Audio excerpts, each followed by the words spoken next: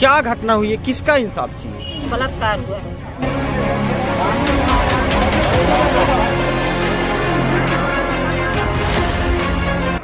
Madhya Pradesh police regulation के अंतर्गत 30,000 के नाम घोषित किया है, जो भी सूचना देगा, जिस सूचना पर यदि आरोपी गिरफ्तार होता है।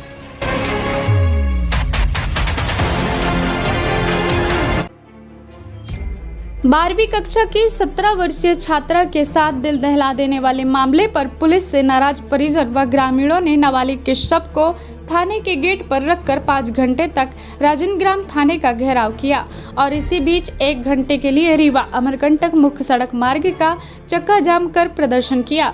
जमकर नारेबाजी करते हुए पुलिस पर लापरवाही बरतने व आरोपी को भगाने में मदद करने जैसे गंभीर आरोप लगाए। इधर देर रात एडीजी शहडोल जोन डीसी सागर ने प्रेस नोट जारी कर आरोपी की गिरफ्तारी पर 30,000 का इनाम घोषित कर दिया है। देखिए पुष्पराजगढ़ से अनिल दुबे की रिपोर्ट।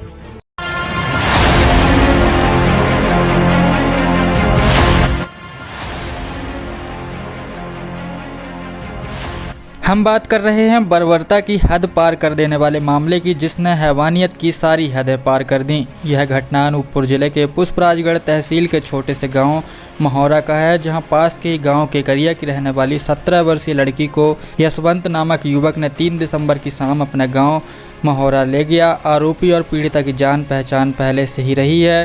3 दिसंबर की रात हैवानियत की सारी हदें पार करते हुए शक्तिवर्धक दवाइयों का प्रयोग कर आरोपी ने दर्दनाक तरीके से शारीरिक संबंध बनाए और 4 दिसंबर की सुबह युवती को घर के बाहर रखे धान के पुआल पर तड़पने मरने के लिए छोड़ दिया।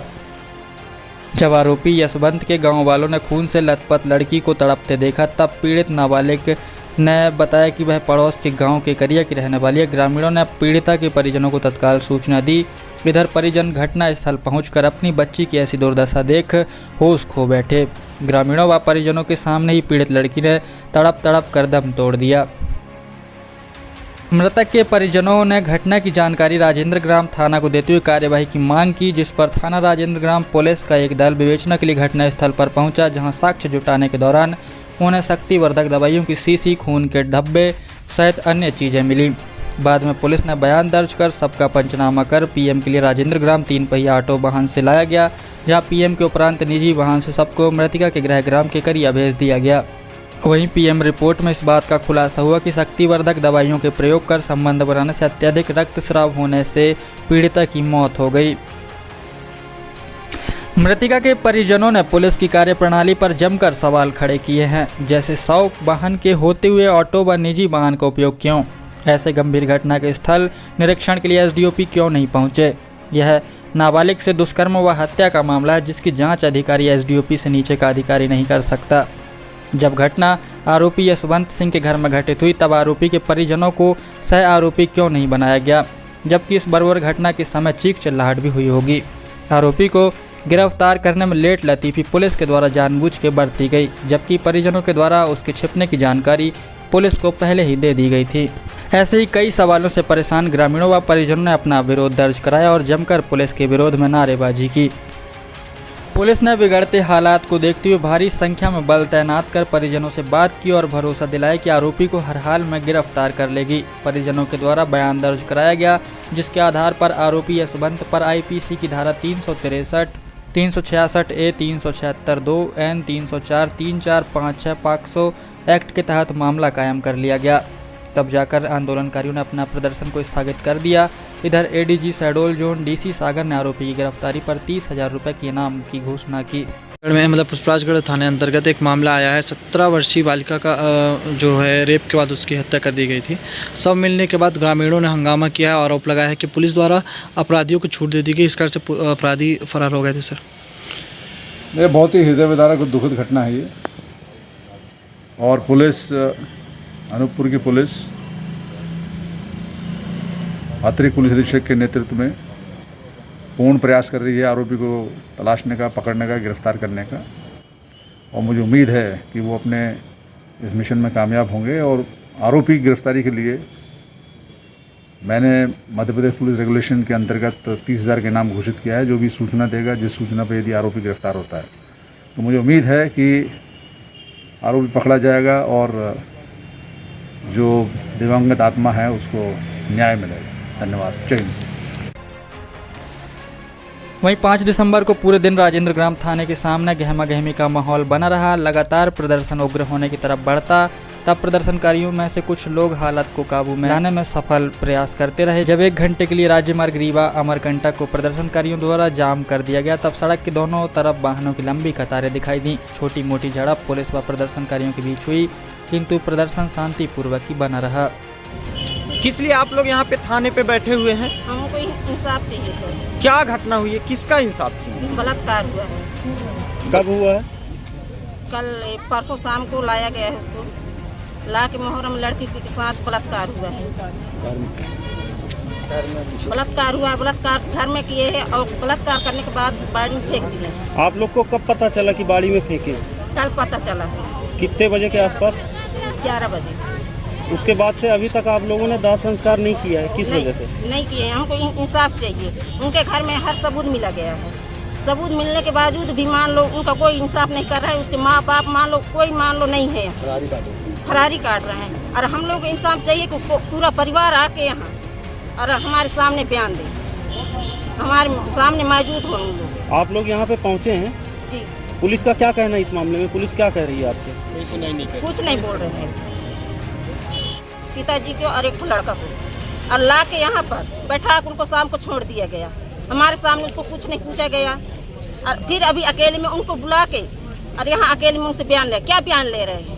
क्या इंसाफ कर रहे हैं पुलिस वाले हैं? हमारे सामने उनको मालूम इंसाफ लेना चाहिए, बयान लेना चाहिए। क्या ये नहीं कर रहे हैं हमारे सामने हैं? बस हम लोग को यही इंसाफ चाहिए। आज हमारे समाज में ये जो पूरे समाज के लोग आए हुए हैं, एक छोटी सी बच्ची जो 16-17 वर्ष की थी, जिसके साथ दुष्कर्म करके इसके बाद निर्मम उसको हत्या के प्रयास किया गया और घर से निकाल के घर के थोड़ी सी 100 मीटर दूर उसको फेंक दिया गया। जिस संबंध में नज़दीकी थाना राजेंद्र ग्राम में सूचित किए, लेकिन पुलिस थाना राजेंद्र ग्राम द्वारा कोई कार्रवाई नहीं किया गया। और जो मेडिकल रिपोर्ट है उसमें हमें शंका है, चूँकि मेडिकल रिपोर्ट 6-6:30 बजे होती है। ये जो रात में जो संख्या के दायरे में है और जो अपराधी है उनके किसी भी परिवार को पूछताछ वहाँ अगल बगल वालों से किसी तरीके से जानकारी नहीं लिया गया पुलिस के द्वारा। और जैसे इनका पोस्टमार्टम हुआ तो इन्हें मरचुरी में रखा जाना चाहिए था।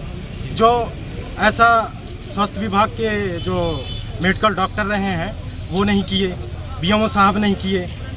ये बहुत गंभीर अपराध है और इसे लीपापोती किया जा रहा है।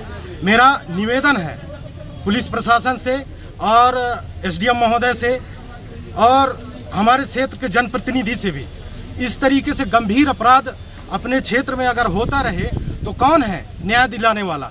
इनके माता पिता जम्मू में काम करने के लिए गए हैं, इनके आजी के यहाँ रह के पढ़ाई लिखाई करती थी, इनका कौन सुनने वाला है? कल लीपापोती कर दिया गया, कोई एफआईआर नहीं हुआ। मेडिकल पोस्टमार्टम हुआ, क्या हुआ कोई जानकारी नहीं। जाओ जाओ जाओ जाओ, 3 दिन बाद पोस्टमार्टम रिपोर्ट आएगा। इस तरीके से करके गरीब असहाय लोग को यहाँ से भगा दिया गया, जिस संबंध में आज थाना के घेराव पूरे परिवार पूरे समाज आके यहाँ एक जो नाबालिग बच्ची के साथ दुष्कर्म हुआ है और उसका निर्मम हत्या किया गया है, जिसके न्याय पाने के लिए सब पूरा जन सैलाब आया हुआ है। शंका है पोस्टमार्टम आप जिला स्तरीय समिति से करवाना चाहेंगे? ये जो वीडियोग्राफी से आप सार्वजनिक वीडियोग्राफी से हो जी जी जी, तब ना उसको पूरी पता होना चाहिए कि पोस्टमार्टम में आपने क्या किया है। निवेदन ये है कि जो पोस्टमार्टम हुआ है 6 बजे रात के बाद हुआ है शाम को, जिसमें हमें शंका है और भगा दिया गया। हमें ये शंका है, इसलिए टीम गठित करके और पुनः इनका पोस्टमार्टम कराया जाए, जिससे हम संतुष्ट। सार्वजनिक चूँकि घटना स्थल में कुछ ऐसे दवाई पाया गया है जिससे हम असंतुष्ट हैं। ब्लीडिंग इतना हुआ है जो नॉर्मल नहीं है कि लड़की को, ये 17 वर्षीय लड़की है और लड़का यशवंत कुमार मरावी जो पुष्पराजगढ़ कॉलेज में BSc फर्स्ट ईयर का छात्र है, इसने इसको बहला फुसला करके रात्रि 9-10 बजे करीब उनके घर के बातों के अनुसार ले गया था और इसके बाद ले जा करके अपने कमरे में बंद करके इस लड़की के साथ जबरदस्त रैप कार्यक्रम किया है। और उस लड़के का रैप करने के बाद और वो लड़का सवेरे मॉर्निंग में ही फरार हो गया। मौके में गांव वाले बताने के अनुसार सभी लोग गांव बस्ती के इकट्ठा होकर के वहां गए तो देखे कि उस लड़के के कमरे में इस लड़की का पूरा ब्लेड बिस्तर पूरा लथपथा के पूरा खूनों से लथपथाया हुआ था। ठीक है, जिसमें हमको शंका हो रहा है कि इसका उचित कार्रवाई होना चाहिए। जो अपराधी है, जो फरार है मुलजिम, इसके साथ जो दुष्कर्म किया है उसको कड़ी से कड़ी सजा शासन द्वारा दिया जाए और ऐसे रैप केस में जो भी करे उसको सीधे फांसी का फंदे में झुलाया जाए। ठीक है, और उसके साथ में जो सहभागिता है उनके परिवार, उनको भी ये जानकारी है इस घटना के बारे में, लेकिन नज़रअंदाज कर रहे हैं। और हमारे द्वारा पुलिस प्रशासन में इसकी सूचना दी गई जिसमें हमको नज़रअंदाज करते हुए और मेडिकल रिपोर्ट में कुछ नज़रअंदाजी करते हुए इसको दबाया जा रहा है। इसलिए मैं सभी मीडिया के माध्यम से शासन प्रशासन व प्रदेश के जनताओं को सूचित करना चाहूँगा या बताना चाहूँगा कि ऐसे दरिंदा को फांसी के फंदे में लटका कर ही उसकी आत्मा को शांति के प्रदान करेंगे। बहुत सही। हमारी बहन बेटी के साथ जो कि दुष्कर्म हुआ है, जो हमारी बहन है जिसके साथ एक लड़का है यशवंत मरावी महोरा का है, जो लड़की के घर से ले जा करके अपने घर में रख करके उसके साथ दुष्कर्म करके और इसको घर से बाहर फेंक दिया गया। और साथ में उनके माता पिता भी उनके सहयोग किए। जिस हाल में हम लड़की को सुबह देखे, हमको जानकारी मिला सुबह 11 बजे के समथिंग, तो जाके लड़की को हम देखे तो ऐसे हालत था कि वो अकेले की बस की बात नहीं था, उसमें पूरा उनके घर वालों का भी सहयोग रहा जैसे उनकी हालत रहा और उनमें पूरी सपोर्ट है घर वालों को, ऐसे हमने माना है। अब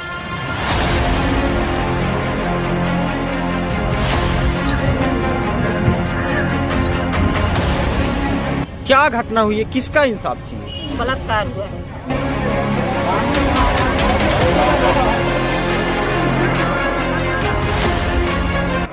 मध्य प्रदेश पुलिस रेगुलेशन के अंतर्गत 30,000 के नाम घोषित किया है। जो भी सूचना देगा, जिस सूचना पर यदि आरोपी गिरफ्तार होता है